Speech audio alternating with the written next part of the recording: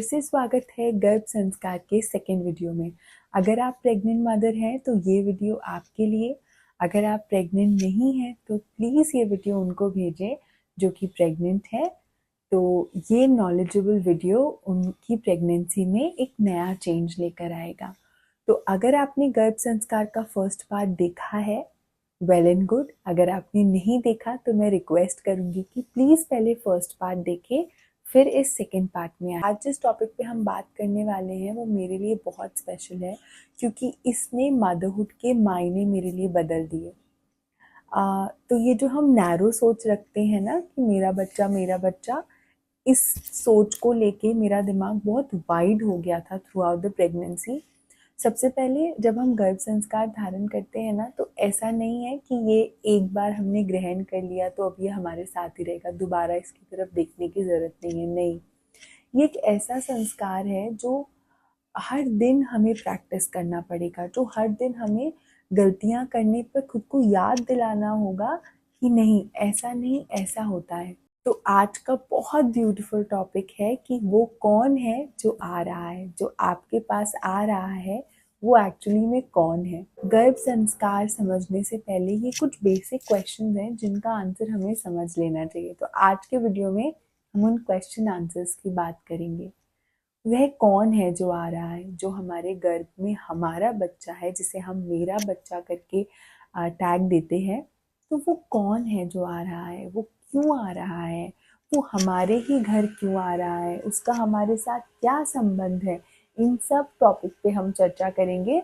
तो please video को and तक देखिए। और अगर आपको मेरी थोड़ी सी भी बात, अपने आप से मेरी बात आपके मन तक पहुंच पा रही है और आप मुझसे कनेक्ट कर पा रहे हैं, तो प्लीज़ वीडियो को लाइक करें, चैनल को सब्सक्राइब करें, ताकि आपका और मेरा साथ लंबे समय तक बरकरार रहे। तो हर माँ का एक थॉट होता है कि मेरा बच्चा बहुत होशियार हो, बहुत होनहार हो, बहुत बुद्धिमान हो, सुंदर हो, गोरा हो, जैसे मैं चाहती हूँ वैसा करे, मेरे हिसाब से सोए, मेरे हिसाब से उठे।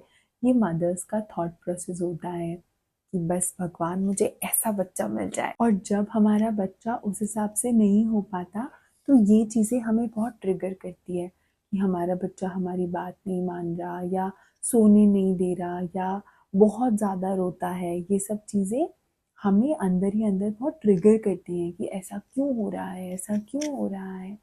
तो हम इन सब क्वेश्चंस को अच्छे से समझेंगे, और मैं बिलीव करती हूँ कि वीडियो के एंड तक आप ज़रूर थोड़े से रिलैक्स हो जाएंगे।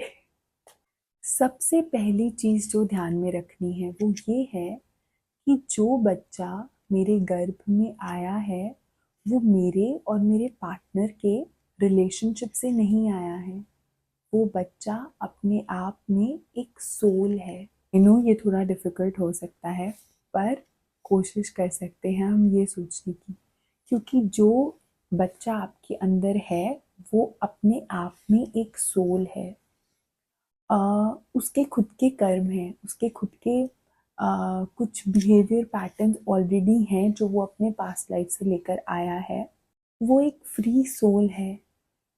वो आपका या आपके पार्टनर का या आप दोनों का कोई टैग नहीं है कि ये हमारा ही बच्चा है, या ये मेरा है, ये आपका है। ऐसा नहीं है। वो अपने आप में एक फ्री सोल है, एक स्वतंत्र जीव है। उसके अपने कुछ स्वभाव ऑलरेडी हैं, उसके अपने कुछ संस्कार ऑलरेडी हैं, उसके ऑलरेडी कुछ अपने पास्ट कर्मास ऑलरेडी हैं। उसका फिर से इस धरती पर आना एक योजना है, और आप उस दिव्य योजना का एक बहुत इम्पॉर्टेंट ज़रिया और एक बहुत इम्पॉर्टेंट पार्ट है। अगर आप इस चीज़ को बहुत ध्यान से सुनेंगे ना, तो ये बहुत एक डेप्थ वाली चीज़ है। प्लीज़ इसको समझने की कोशिश करिए। और आपने बहुत जगह में सुना होगा कि सोल खुद डिसाइड कर सकती है कि वो किस गर्भ में जाना चाहती है, उसे कैसे माता पिता चाहिए, वो किस घर में जाएगी, या वो किस मदर के पास जाएगी। तो आपका बच्चा आपको पहले से पसंद करके आपके अंदर आया है। उस सोल आपके अंदर आई है, वो आपको चुनकर आपके पास आई है। कोई भी सोल अगर इस धरती पर आ रही है तो उसका ऑलरेडी एक पास्ट लाइफ कर्मा है, और वो उस पर्टिकुलर पर्पस के लिए यहाँ आ रही है। तो आप एज अ मदर एक सोर्स हैं उसे उस धरती पर लाने के लिए। हर माता पिता का, ध्यान से सुनिएगा, हर माता पिता का अपने बच्चे पर उतना ही हक होना चाहिए जितना एक माली का गार्डन पे होता है, उसकी बगिया पे होता है। माली का काम है बगिया को क्लीन रखना, पेड़ों का फूलों का ध्यान रखना, पर एक्सपेक्ट ना करना कि ये पेड़ 500 फूल दे या 1000 फूल दे या 10 फूल दे। ये एक्सपेक्टेशन माली नहीं रखता। माली का काम है सिर्फ उस पेड़ का ध्यान रखना। Similarly we as a parent, हमारा काम है अपने बच्चों को प्रॉपर जो उनको ज़रूरत है हमारी केयर की वो प्रोवाइड करना। So you are just a provider to them. ये जब गर्भ संस्कार का ये वाला फेज जब मैं समझ रही थी, ट्रस्ट मी मॉमीज, इसने मेरा माइंडसेट एकदम बदल दिया था। एक जो फीलिंग अप एंड डाउन होती है ना मदरहुड को लेके कि बच्चा होने वाला है, मैं कैसे संभालूंगी, मैं क्या करूंगी, या बहुत सारे थॉट्स जो हमें डिस्टर्ब करते हैं, तो उन थॉट्स को कहीं ना कहीं इस थॉट प्रोसेस ने बहुत हद तक शांत कर दिया था। तो आज के वीडियो से एक चीज़ जो आपको ग्रैब करनी है वो ये है, जो बच्चा मेरे गर्भ में है वो एक लाइव सोल है, वो एक जीवात्मा है जो कि अपने निर्धारित कर्मों को लेकर मेरे अंदर आया है, और मेरा काम है उसे एक माली की तरह देखभाल करना, उसका ध्यान रखना, उसे प्रॉपर पोषण देना और उसकी लाइफ में आगे की लाइफ उसके जीने के लिए उसे तैयार कर देना।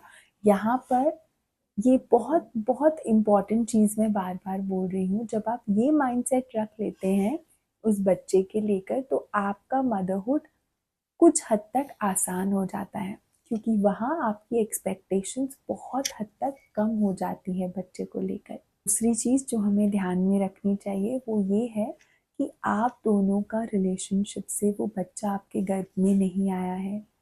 वो बच्चा खुद डिसाइड करके आया है कि मुझे इन माता पिता के घर में या इस माँ के गर्भ में फिर से अपनी नई लाइफ शुरू करने के लिए आना है। तो वो जीवात्मा एक फ्री सोल है। यहाँ पर इस थॉट को अपने दिमाग में रखकर गर्भ संस्कार को समझना आपके लिए बहुत बेनिफिशियल होगा कि जो बच्चा मेरे अंदर आ रहा है उस पर मेरे बच्चे का टैग ना लगाकर ये सोचना कि ये एक फ्री जीवात्मा है, it is already a free soul जो कि मेरे अंदर आई है किसी कारणवश, और मैं उसका निमित्त हूँ सिर्फ उसे इस दुनिया में लाने के लिए।